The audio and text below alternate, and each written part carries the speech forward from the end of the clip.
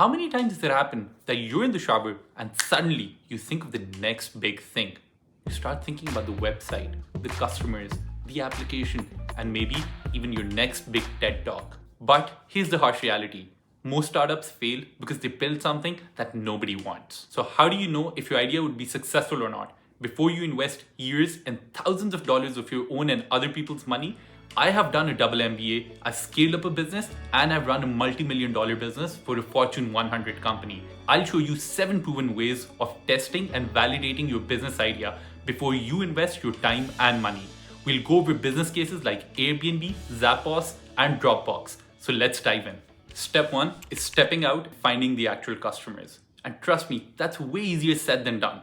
What happens is whenever you think of a business idea, you have a certain customer in mind. That's usually very much like your friends, family, or somebody exactly like you. But trust me, I can personally guarantee you that 99% of the times, these people would not be your customers. Steve Blank, a pioneer in startup methodology, said that this step is called getting out of the building. This is you trying to better understand what the likings and dislikings and what the influencers for your customer actually are.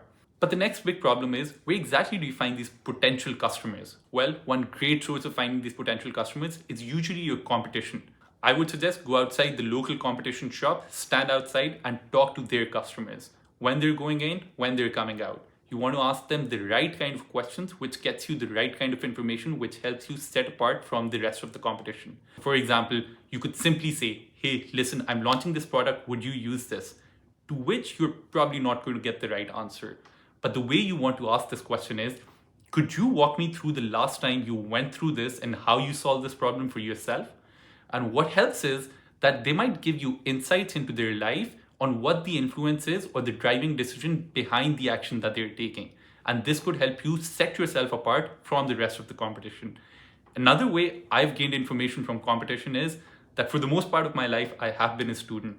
But I pretended to be a student who went in for a research, and then I asked the staff the right kind of questions that I want to know about that business in order to validate my idea. So for example, is the market even big enough? The kind of customers they're coming in, what kind of products are selling? So you can ask all sorts of questions that gives you the right kind of information.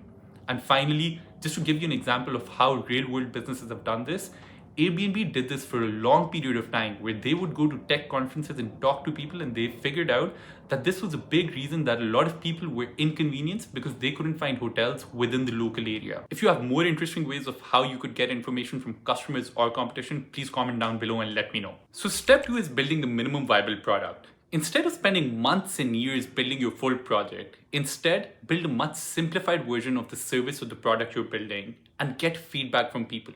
Because trust me, no business has started with a full project from day one. I'll give you an example of Airbnb. You can see the Airbnb's website on when it launched. The funny thing is, Airbnb did not even have a payment gateway when they launched their service. It was only a bread and breakfast, sleeping on an air mattress, and that's pretty much it.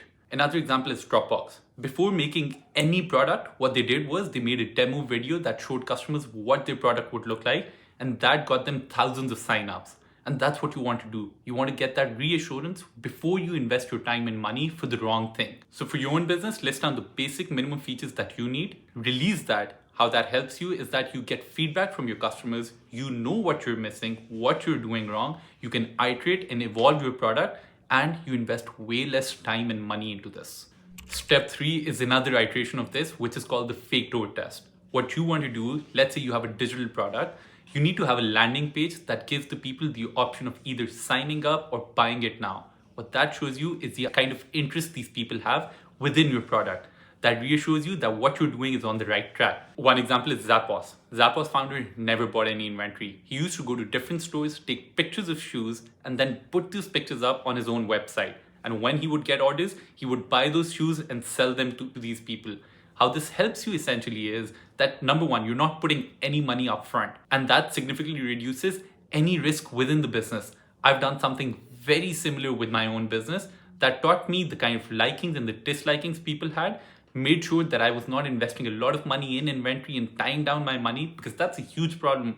I never had to run any sales on my own business. And that's something you want to do, where you want to be in a position that you're able to understand your customer without putting the money or the investment in, because sometimes it might be too late to iterate or evolve, and then you're just stuck with the business idea that you had, which could have been much better if only you were more stealthy and adaptive. Step 4 is another iteration of the first 2 steps. It's the Wizard of Oz test. So you're essentially building it without actually building it.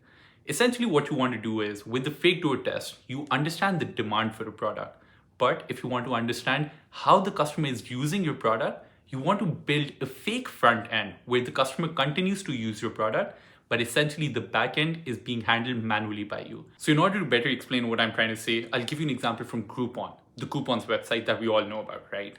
When they started their business, they did not have any tech behind. They built an active front end where people could use and apply for coupons. But on the back end, they had people writing down the coupon codes and everything, and they never built that tech until their business grew. I think that's a genius way of understanding what your customer wants, because this put Groupon in a great place to build the tech in a much better manner, which is probably better suited to their customers and the market's needs, rather than building a tech where you have no knowledge and you're trying to build a product while you don't necessarily understand the market that you're operating in. So now, random food for thought. Some people believe that competition is bad because it means that the market is crowded, while some people say it's merely an indication that there is demand within the market. Let me know what you think in the comments down below, and figure out one feature in your business that you can do manually before you automate it.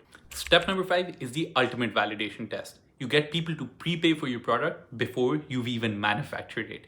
We all remember crowdfunding campaigns from like Kickstarter or Indiegogo, where the product looks absolutely dreamy, but the product doesn't even exist. They offer you discounts and give you a delivery timeline of 3 to 6 months, but then they take your money, manufacture it, and deliver it to you.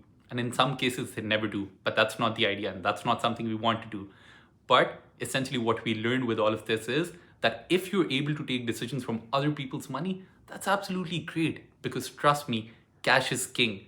And that's crowdfunding is not the only place where this happens. Even companies like Tesla do this.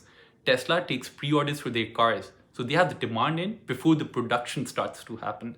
And now step number 6, but we're going to go back to step number 1. The problem with step number 1 was that we're reaching out to individual customers and our data is very micro level. If you want to look at the macro level data, you want to look at the trends on what's happening within the market. And a great way of doing that is looking at Google Trends, while also looking at communities like Reddit or Quora, where you go and figure out what the communities want and what their problems are. Because when you're looking at a problem, you don't want to be bogged down, and you want to be sure that it's a macro level problem where everybody wants your solution. Because if thousands of people are searching for something, but they don't have a good enough solution, or you believe you have the right solution, then that's the right market to enter. And step number 7 requires investment, but only $50, not more. It could be less. So it's testing with paid ads. You can put in $50 in your Facebook or Google account and run an ad for the product that doesn't exist at the moment. Because if people are not even clicking on an ad, they're probably never going to buy your product. So that's the ultimate assurance that people do actually want your product. Now, an example of somebody who actually implemented this genius strategy in the real world was Tim Ferriss. He was trying to launch a book, but couldn't come up with the right title. So he listed down a couple of titles, ran ads on all of them, and chose the one that came up with the most amount of clicks, the 4-hour weekend. And that's something you want to do with your own business. You want to learn, adapt, iterate, and evolve your business into a much bigger monster that continues to grow and learn. These 7 validation techniques help you de-risk your business and ensure that you're not wasting your time or money on your business. And once you have your idea validated, you want to ensure that you have the right team in place. In the next episode, I will talk about how to find co-founders, how to find top talent for your business, and ensuring that you have the right culture for your team to grow. And if you liked any information in this video, please subscribe for more. Bye.